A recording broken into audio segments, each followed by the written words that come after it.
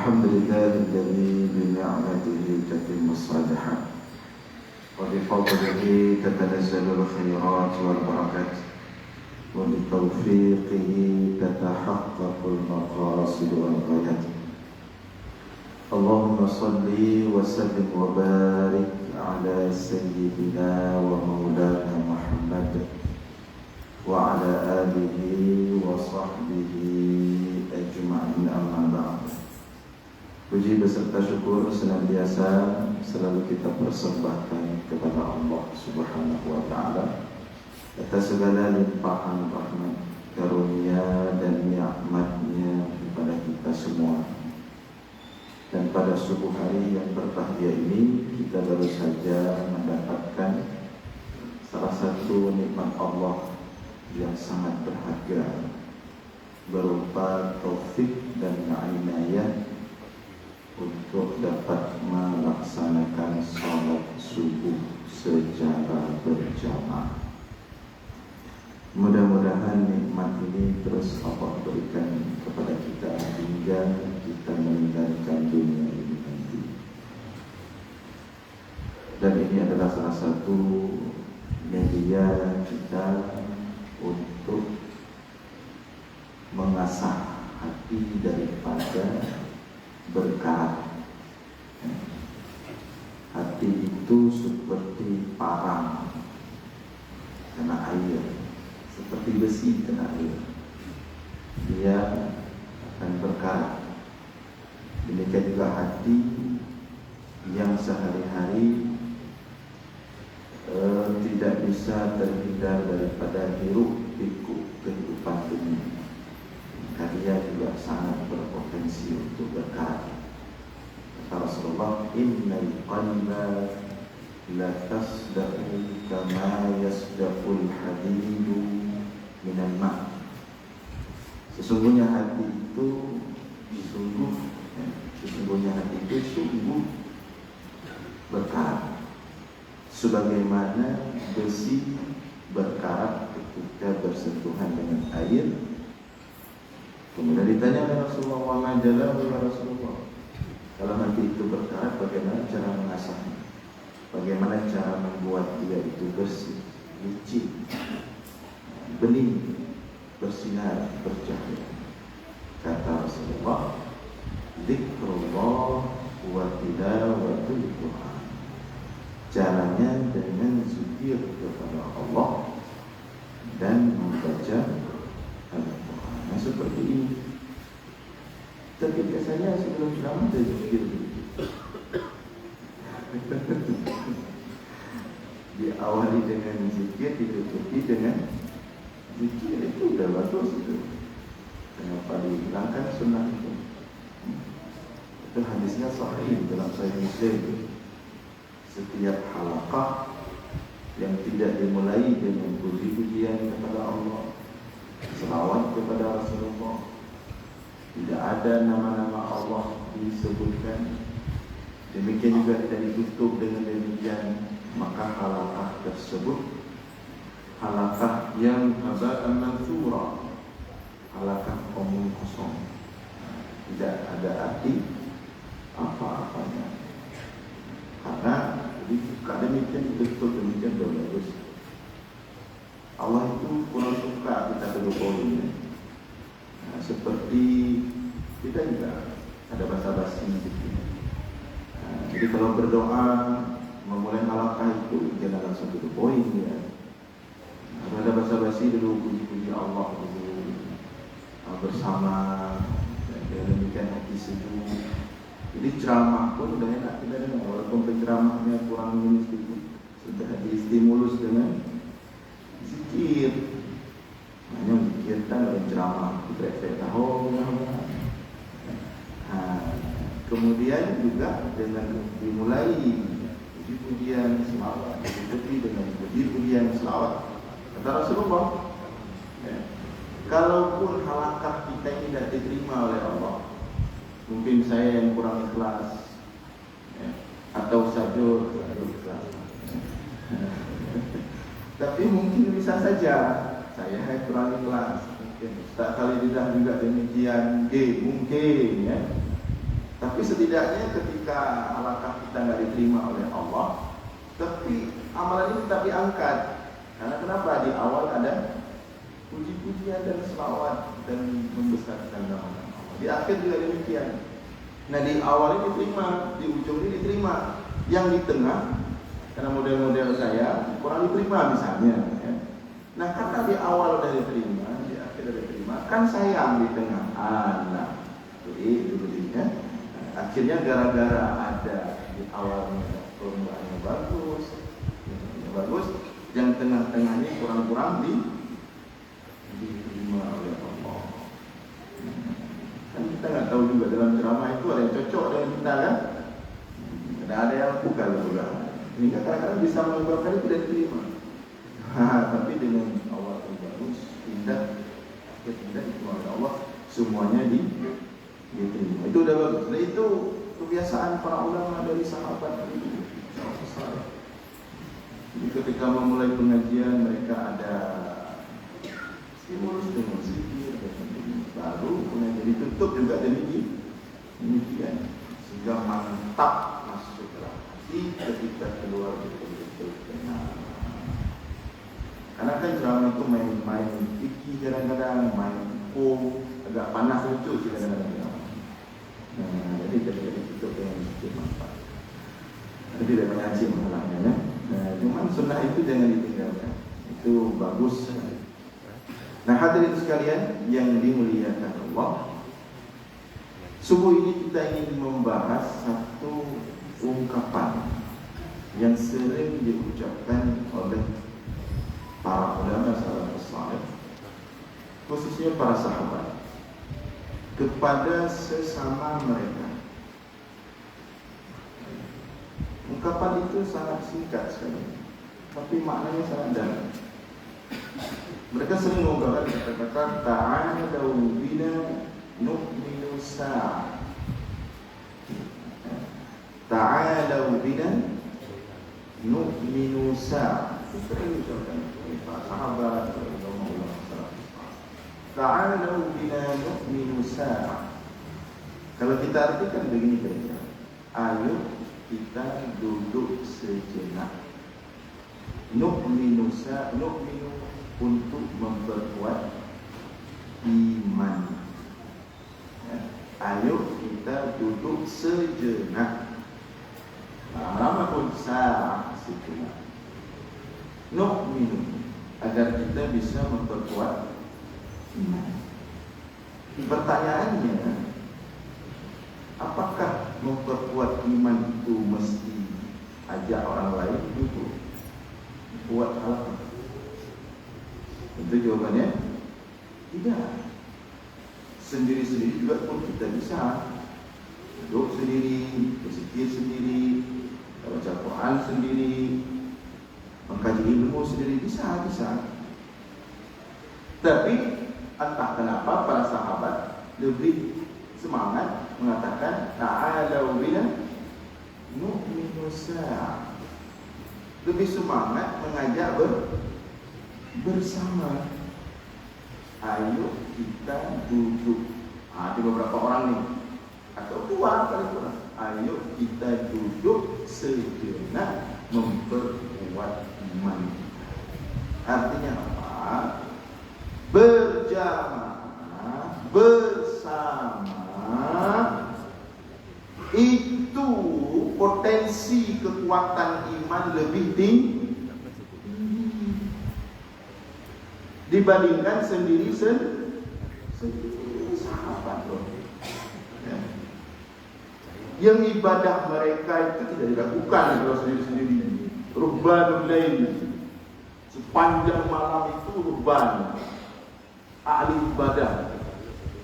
Siang fursanun nahar, siang bagaikan kuda, pahlawan dalam perjuangan agama. Dahsyat, tidak dilakukan. Hatinya, amalannya. Tapi mereka sering, misalnya masuk masjid, dilihat ada orang duduk di sana 2 orang, duduk di sana 2 orang, di sana 2 orang. Datang mereka kedua orang. Lalu kita duduk sebentar, berempat, berlima, berzikir kepada Allah. Kita baca Quran. atau kita mutalaah, kita muzakarah, saling bertukar ilmu, saling mengembangkan ilmu. Sejenak saja. Artinya dalam bina, dalam kebersamaan, di situ ada cahaya keimanan yang lebih kuat, cahaya keimanan yang lebih dahsyat, cahaya keimanan yang lebih bersinar dibandingkan sendiri-sendiri.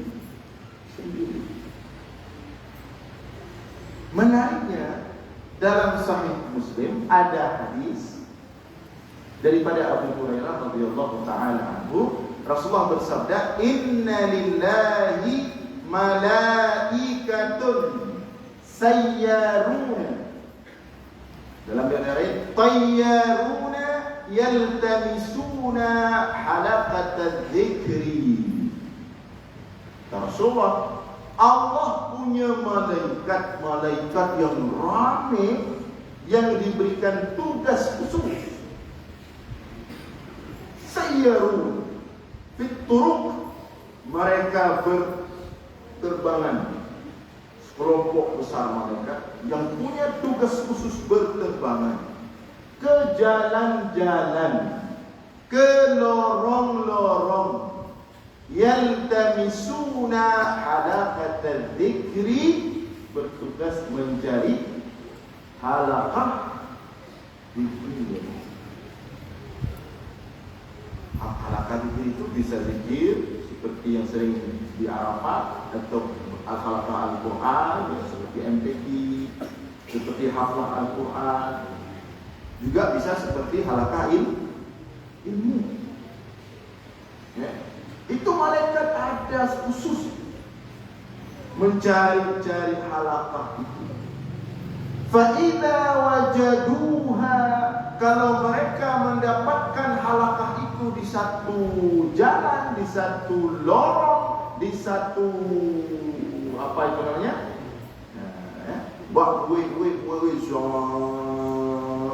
Dapat di satu lorong ujung kampung ada balai kecil di situ. Di situ orang sedang berkumpul, bermunajat kepada Allah. Berhenti ya. Apabila dia sudah berhenti, dia akan mengatakan kepada malaikat-malaikat yang sama, punya tugas yang sama, ke lorong-lorong yang lain, ke jalan-jalan, halummu ila hajatikum. Mari. Ini dah dapat. Mari dah dapat.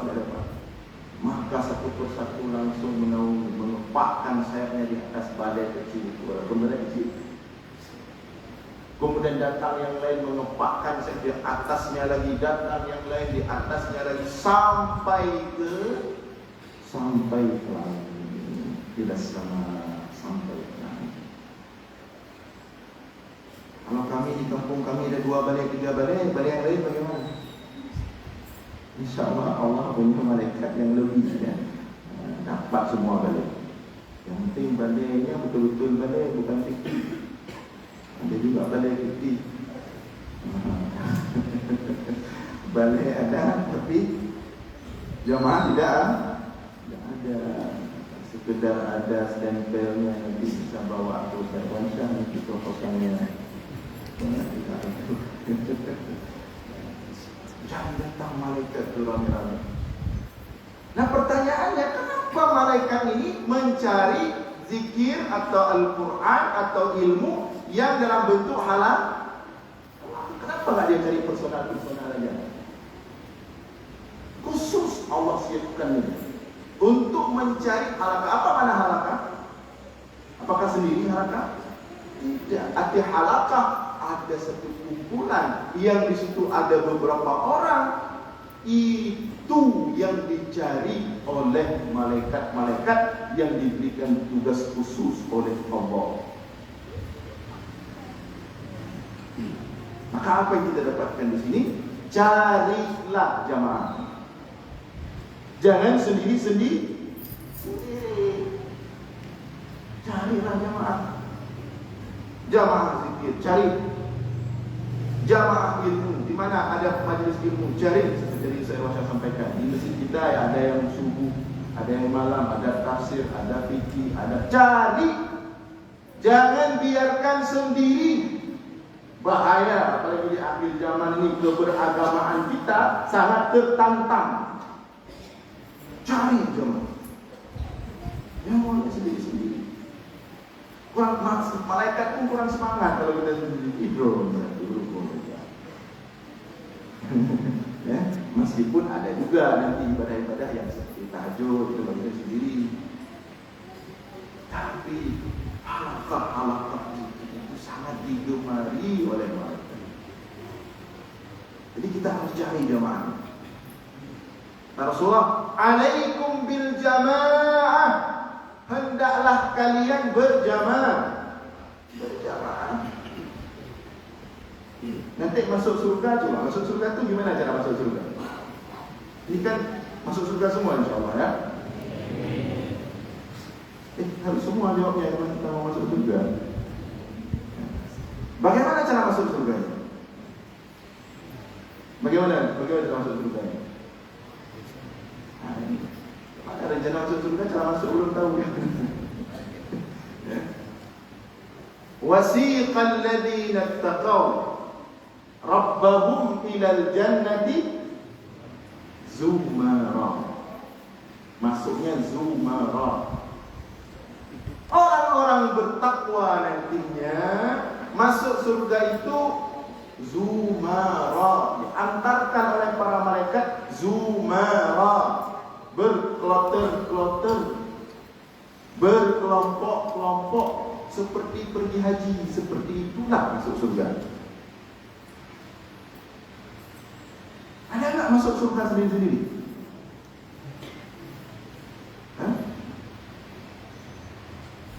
Jadi kloter pertama itu Zumratul Ula. Zumratul Ula, kelompok pertama itu cahayanya bagaikan matahari datang.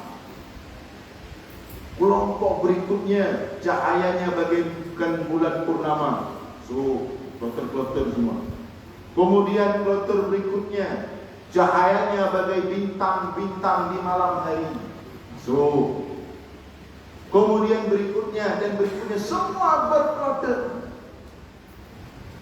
Tidak ada sendiri-sendiri. Yang ada hadis yang masuk surga sendiri itu orang terakhir masuk surga. Yang tidur-tidur itu anak mengadu tidur. Dan hadis orang terakhir masuk surga sendiri itu kemana dulu dia? Karena harus bermasalah dengan di neraka dulu, baru kemudian karena dia terakhir diangkat dari neraka, udah gosong, udah hangus, kemudian dimasukkan dalam telaga Al-Haud Rasulullah, baru dia masuk surga sendiri. Karena sendiri malu-malu. Mau masuk surga malu-malu? Kan kita malu-malu datang ke tempat orang sendiri. Malu-malu kita. Mana yang atau orang-orang. Jadi yang hebat, coba kalau pergi haji itu, orang kloter semangat dalam kloter pergahaban, soalnya saya haji don aname, lucu don aname, asam putih. Kloter itu ramai.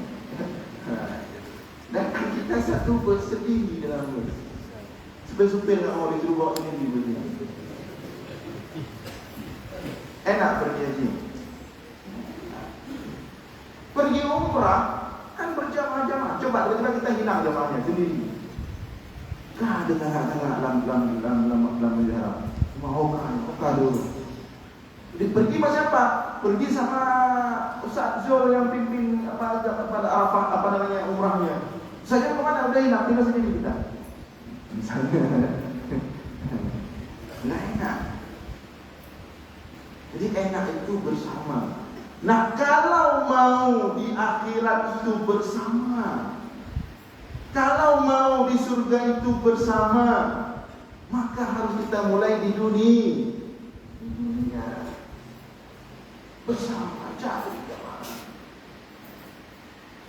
Nggak boleh sendiri kita.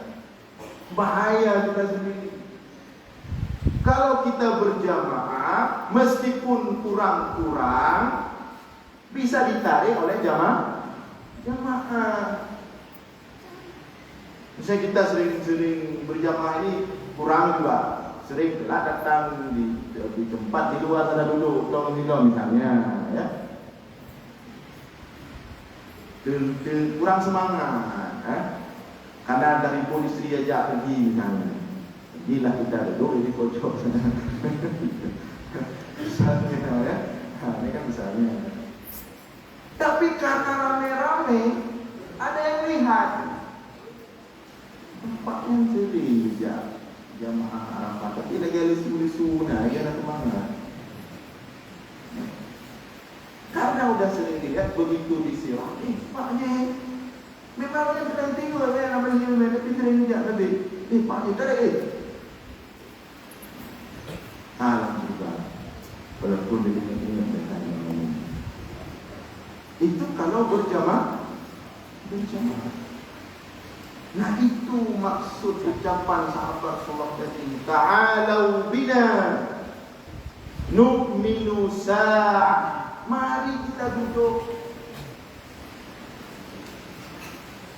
Dan ingat, ini untuk saya dan kita semua.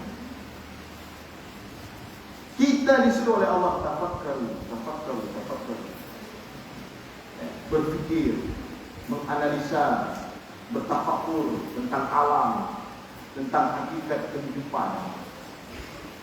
Dan biasanya kita manusia makin tambah umur, makin banyak yang kita dapatkan tentang prinsip hidup. Tapi hati-hati dengan prinsip hidup yang cuma dihasilkan oleh diri sendiri dan diputuskan kebenarannya oleh diri sendiri. Hati-hati. Apalagi dalam beragama. Dan itu yang ditakuti oleh para sahabat, sehingga para sahabat sering ajak duduk kawan-kawannya kadang-kadang untuk melemparkan hasil pengamatannya, untuk melemparkan hasil analisanya, untuk melemparkan hasil pemikirannya. Cocok enggak? Jadi hati-hati dengan ungkapan belum kali berpikir-pikir lonjok urusan menu yang berbahaya. Siapapun kita, sealim apapun kita, maka kita butuh kepada orang lain. Ide-ide kita, pemahaman kita, pemikiran kita perlu didiskusikan, perlu dibicarakan, perlu diuji. Apakah betul itu? Kadang logika kita sementara sudah pas, begitu bertemu dengan logika yang lebih tinggi, katalah logikanya. Banyak orang seperti itu, model-model ambil prinsip itu, apalagi dalam beragama. Menurut saya, meskipun banyak dalil-dalil, menurut saya, jangan itu melangkah. Bahkan meskipun kita sudah punya dalil, sudah punya argumen, kita mesti lemparkannya kepada orang lain. Mana tahu ada orang yang argumen dan dalilnya lebih kuat. Ada itu. Ini banyak kita temukan, apalagi di akhir zaman ini. Dalam mengatur kehidupan dunia aja tidak boleh seperti itu, apalagi dalam pemahaman agama. Maka pesan para sahabat, ya, pesan para sahabat, curigalah dirimu sendiri. Jangan curigai orang lain. Curiga dirimu sendiri. Diri kita sendiri kita curigai. Ini pemikiran saya sudah betul enggak ya? Ini pemahaman saya sudah betul enggak ya? Ini hasil pengamatan saya sudah tepat enggak? Ini kesimpulan saya sudah, kebenarannya sudah 100% enggak? Curiga terhadap diri sendiri. Di Rasulullah saja, jangankan kita, Rasulullah saja sebagai Rasul maksum, Apa yang dia ucapkan mesti dari Allah. Wa ma yantiqu 'anil hawa illa wahyu yuha. Tapi apa kata Allah? Wa syawirhum fil amri, tetap bicarakan dengan sahabat-sahabat.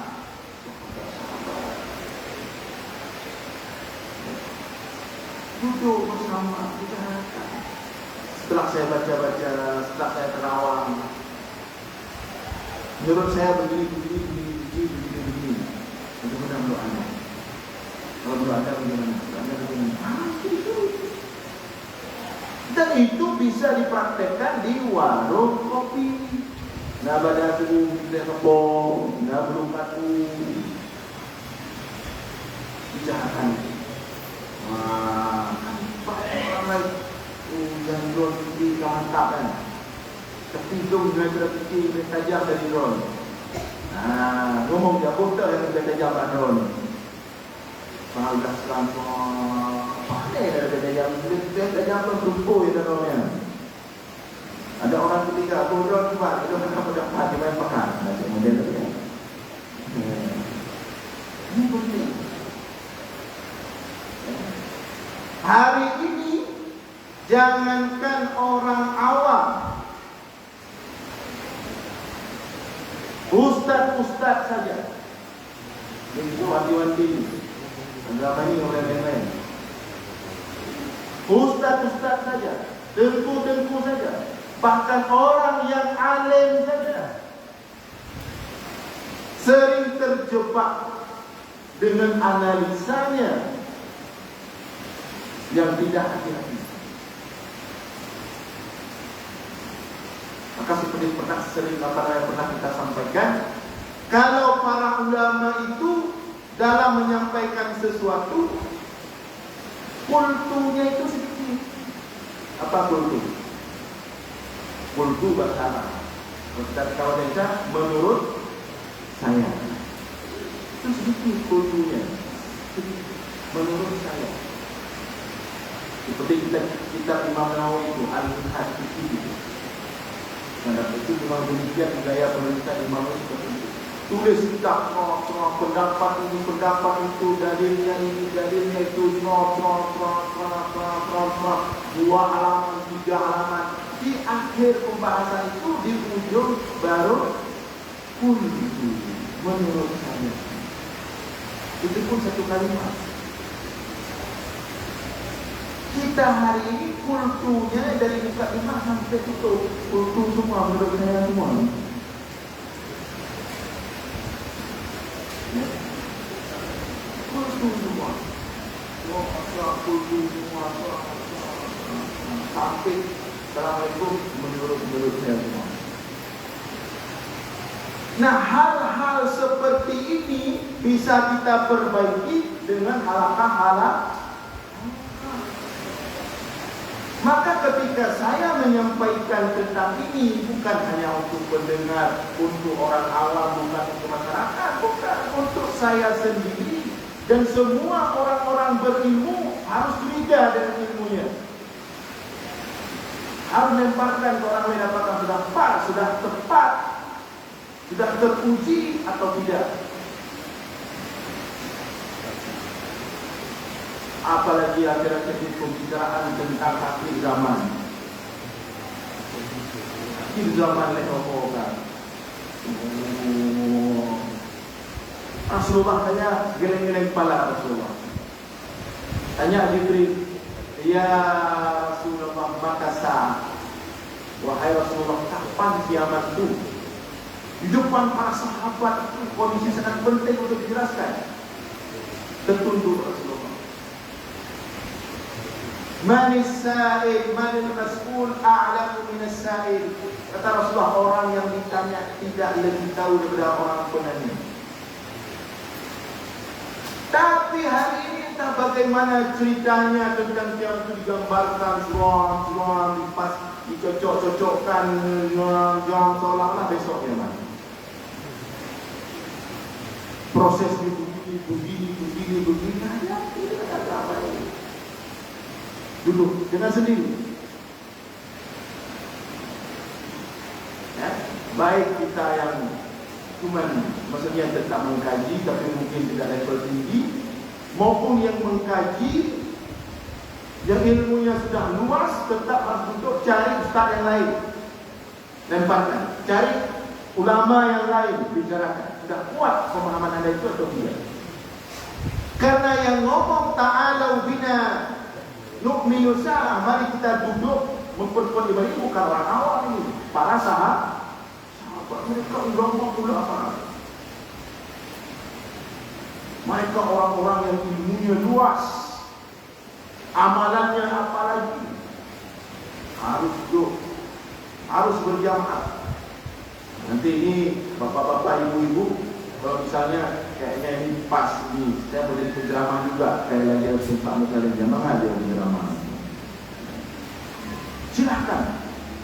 Tapi ingat, jangan sendiri, walaupun ustaz, walaupun orang baru, tidak boleh sendiri. Makin jadi ustaz, setannya pun kelas ustaz. Di dunia persetanan kan begitu. Makin alim, setannya pun kelas. Jangan dipikir begitu dah punya ilmu, udah aman, udah soleh. Karena setan itu ahli strategi juga, ada sistem ganti-ganti petugasnya itu. Ini sudah bertambah ilmu dia. Kamu betul, bantu kamu. Ini jamaahnya udah rame ini.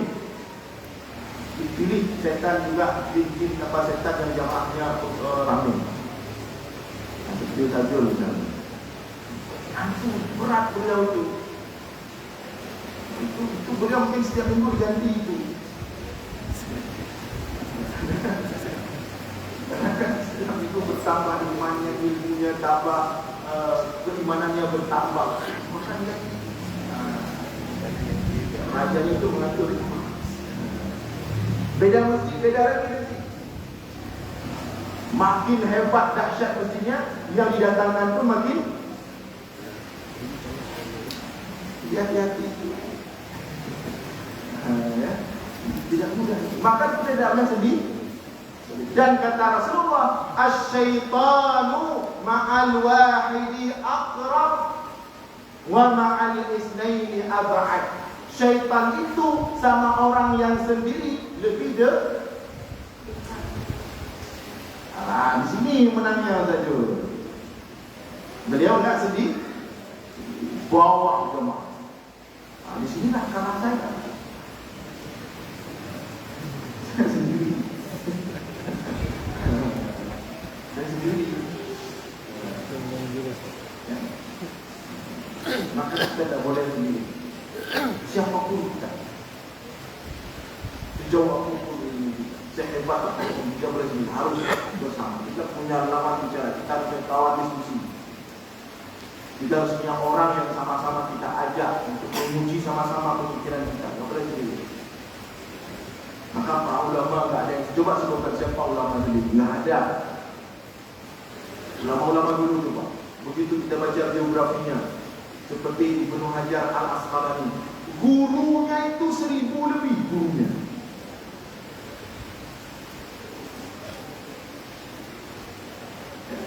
Puluhan tahun dia habiskan waktunya untuk mencari guru.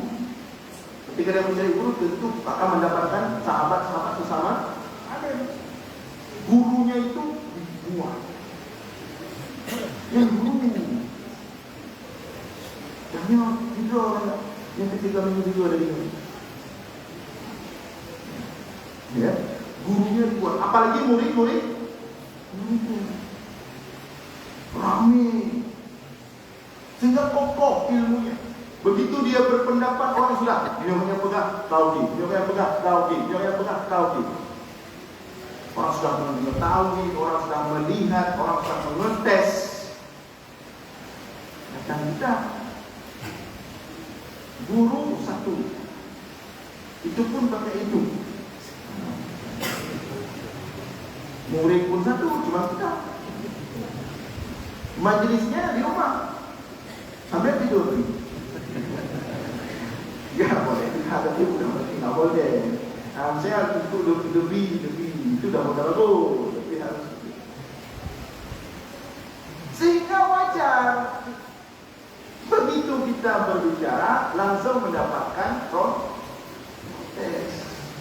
Kita cuma bersoalnya, kalau teman,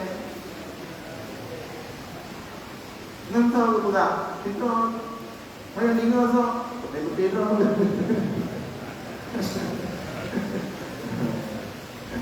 Ini nggak boleh sih. Mengkaji boleh, membaca boleh, mendengar boleh sebanyak-banyaknya, tapi harus didiskusikan dan bersama-sama. Apapun kita lakukan bersama-sama. Dalam hal dunia ini kita harus bersama. Dikatakan nggak boleh pimpinan meskipun dia tertinggi memutuskan satu langsung sendiri kalau itu nggak boleh. Ada rapat, ada evaluasi bersama, ada masukan-masukan. Itu dalam hal dunia. Apalagi dalam hal agama, apalagi dalam hal akhirat. Nah, jadi saya membahas ta'alau bina nu'minu sa'ah ini bukan zikir aja, tapi dalam semua aspek kehidupan.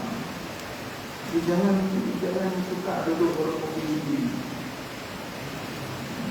Ada orang itu dia orang kopi sendiri kopinya. Kopinya setengah berat dipancung sendiri gitu. Nah, itu kalau Rasulullah itu selalu bersama. Kalau duduk sendiri itu pikiran kita nggak terkontrol itu. Apalagi duduknya di pinggir dia, disimpan orang yang duduk sendiri lagi. Oh, bayang sekali pagi-pagi ibu ada anak sekolah tu. Lewat dan nampak itu. Wah, jadi yang nggak ada waktunya aku yang akan minum. Pikiran kita atau melihat orang, kekurangan melihat orang semua lewat. Mau lewat saya suka dia. Semua lewat. Mudah berkemenangan. Semua lewat ada saja. Kalau sedih, coba kalau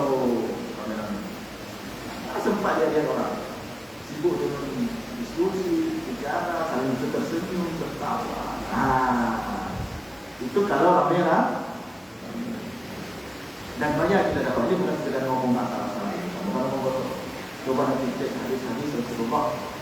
Coba cari, kemudian bedakan jumlah hadis yang Rasulullah makan bersama dengan sahabat, minum bersama dengan sahabat, dengan jumlah hadis Rasulullah makan sendiri. Saya yakin Anda tidak akan menemukan ada hadis ruang kami. Misalnya kedapatan Rasulullah duduk sendiri sedang makan, tak ada. Duduk bersama, pergi bareng-bareng bersama. Yang ada hadis Rasulullah kedapatan sendiri itu hadis malam ketika tahajud. Yang lain sering bersama. Maka banyak kita temukan mukjizat dalam makanan Rasulullah. Karena rame-rame, makanan sedikit tapi cukup untuk orang. Nah, hadirin sekalian yang dimuliakan oleh Allah, kesimpulannya alaikum bil jamaah. Carilah jamaah. Enggak mesti jamaah. Enggak. Jangan jamaah yang baik. Yang memang orang-orangnya kita lihat secara zahir baik, muslihat, soleh. Apalagi kalau ada yang berilmu di dalamnya, berjamaah, jangan sendiri. Jangan sampai kita terlepas dulu. Susah nanti dari akhirat kalau kita sendiri. Kata Allah, yadullah ma'al jamaah. Kekuatan Allah bersama orang-orang yang senantiasa berjamaah. Apalagi pemimpin. Begitu lagi, maka luar biasa kalau ada pejabat-pejabat yang ikut acara seperti ini, dahsyat sekali ini. Dan memang mereka yang paling utama harus seperti ini, seperti masa Turki Utsmani dulu. Maka kenapa Turki itu hidup tasawuf sampai sekarang? Karena tasawuf itu pada masa kejayaan Turki, khilafah Turki Utsmani itu tasawuf majelisnya para khalifah. Ini nggak ada yang berani sentuh. Hidup subur dia. Ini masa Turki Utsmani. Jadi pemimpin itu tak boleh sendiri, lebih bahaya pemimpin sendiri dia. Datang komisi-komisi yang coba kalau duduk sama jemaah, kena zikir, pemimpinnya kena Jaga dengan kampung tak ceramah sebenarnya.